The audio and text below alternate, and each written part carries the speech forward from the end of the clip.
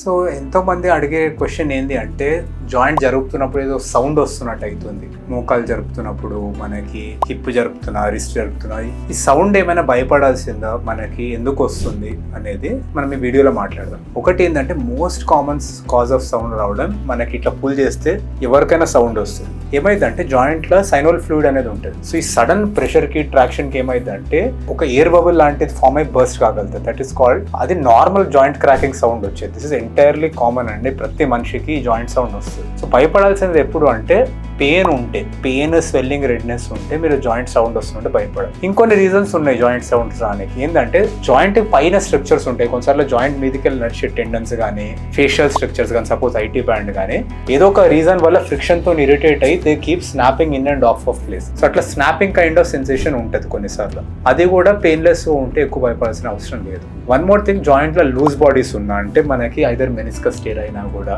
Joint లో loose bodies ఉన్నా కూడా వాటి వల్ల ఇంపింజ్ అయ్యి ఈ క్రాకింగ్ సౌండ్స్ రాగలుగుతాయి. వన్ మోర్ టైం ఏమైతుంది అంటే మనకి జాయింట్స్ అరిగిపోతుంటే ఆ గుజ్జు అనేది అరిగిపోయి రఫ్ బోన్ సర్ఫేస్ ఏదైతే ఉండదో ఆ రెండు రబ్ అయ్యి ఒక గ్రేటింగ్ అంటే గీరుకున్నట్టు సౌండ్ వస్తుంది. యూజువల్లీ ఆస్టియోఆర్థరైటిస్ లో మనకి పెయిన్ కూడా అసోసియేటెడ్ ఉంటుంది. ఇవి common calls of joint sounds అండి. మనకి ఈ సౌండ్స్ వస్తూ ఉంటే జనరల్లీ భయపడాల్సింది ఎప్పుడు అంటే వెన్ అసోసియేటెడ్ విత్ పెయిన్, అంటే నొప్పి ఉన్నప్పుడు, when associated with swelling are redness, మనకి జాయింట్ ఎర్రగా అవుతుంది, ముట్టుకుంటే వేడి అవుతుంది, ఆర్ ఇన్స్టెబిలిటీ ఉంది అంటే జాయింట్ ఊగుతున్న ఫీలింగ్ వస్తుంది. ఇటువంటి సిచ్యువేషన్స్ మీరు డాక్టర్కి వెళ్ళి కంపల్సరీ చూపించాలి.